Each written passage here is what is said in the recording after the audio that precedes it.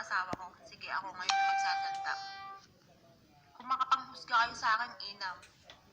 Sige, mag-comment kayo ngayon. Sobra na, sobra na. Sobra na ang sinasabi niyo sa akin. Bakit alam niyo ba ang punot dulo sa pagkamatay ng asawa ko? Ha?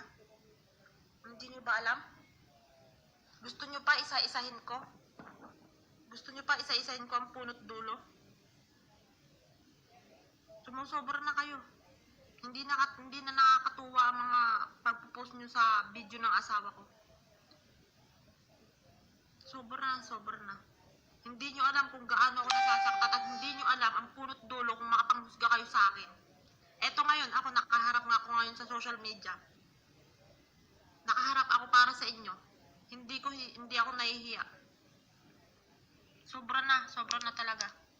Sobra na. Hindi nyo alam kung gaano kasakit na nandito ako sa abroad ng asawa ko nandito. Nandito ang asawa ko sa puso ko. Pero kayo, humuhusga sa akin. Bago nyo ako husgahan, alamin nyo muna ang punot dulo kung ano ang pagkamatay ng asawa ko. Sumusobra na kayo. Grabe na ang mga sinasabi nyo sa akin. Hindi na nakakatuwa. Sobra na. Hindi ako nahihiyang humarap dito sa Facebook. Hindi ako nahihiyang humarap. Ngayon na nakalibig ng asawa ko, sige, mag-isa-isa kayo. Isa-isahin nyo ang tanong sa akin. At sasagutin ko kayo. Isa-isahin nyo ang tanong sa akin. At sasagutin ko kayo. Sasabihin nyo sa akin na pinabayaan ko ang pamilya ko. Hindi ko pinabayaan ang pamilya ko, mga putang ina ninyo. Wala kayong karapatan para manghimasok sa buhay namin mag-asawa. Hindi nyo alam ang punot dulo. Sinasabi ko sa inyo, hindi nyo alam ang punot dulo. Bakit ang mga kapatid ng asawa ko, hindi ako sinisisi. Kayong mga tao na hindi nyo kilala ang buhay namin, sinisisi nyo ako.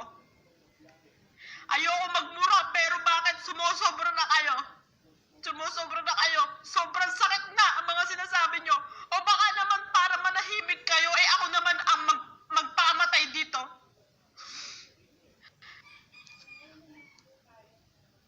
Hindi na kayo nakakatuwa. Sobrang sakit na. Hindi nyo alam na nasasaktan na. Sobrang durog na durog ang puso. Hindi nyo alam.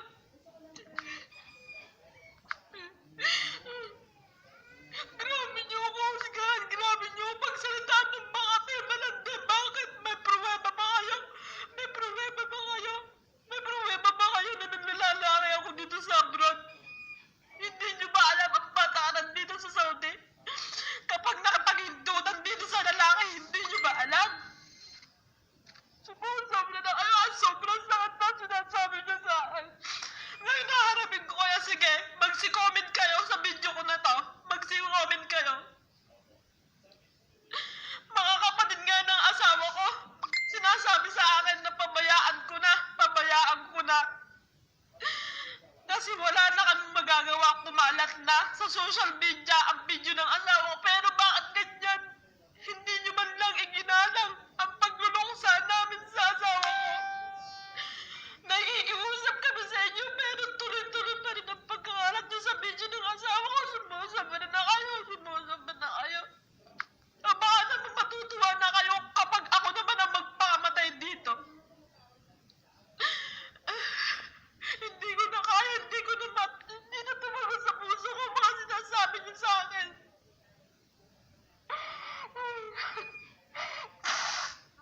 Hindi nyo. Sobra na.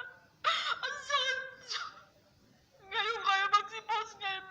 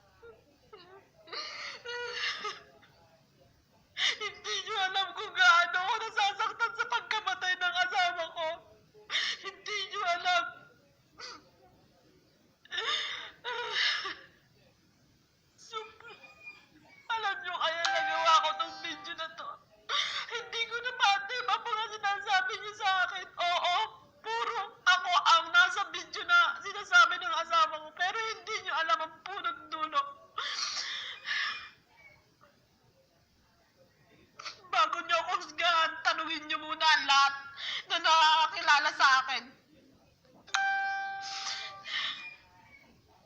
Anong ipinaglalaban nyo para sa akin? Sa pagkamatay ng asawa ko? Gusto nyo ipakulong nyo ako? Sige, go ahead. Lalabanan ko kayo. Ihaharap kahit saan. Haharap ako. Putang ina ninyo. Hindi na kayo naawa. Pati anak ko, idinadamay nyo sa pag-post nyo, mga putang ina nyo.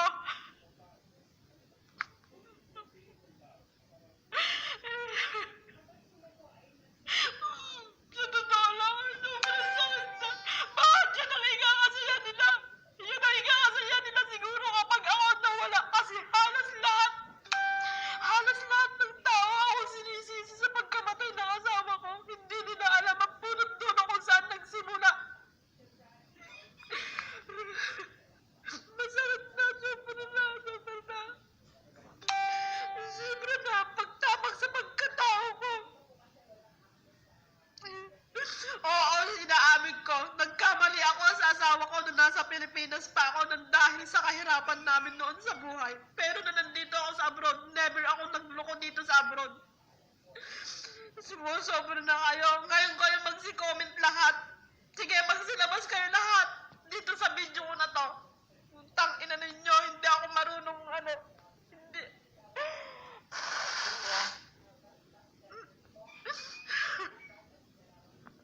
Ngayon na inilibing na ang asawa ko. Ngayon na inilibing na siya. Sige, magsilabasan mga nagko-comment sa Facebook. Sumusobra na kayo. Hindi nakatarungan ng mga kinain, mga pag-apahuhusga nyo sa akin. Dapat bago nyo ako hinusgahan. Inalam nyo muna ang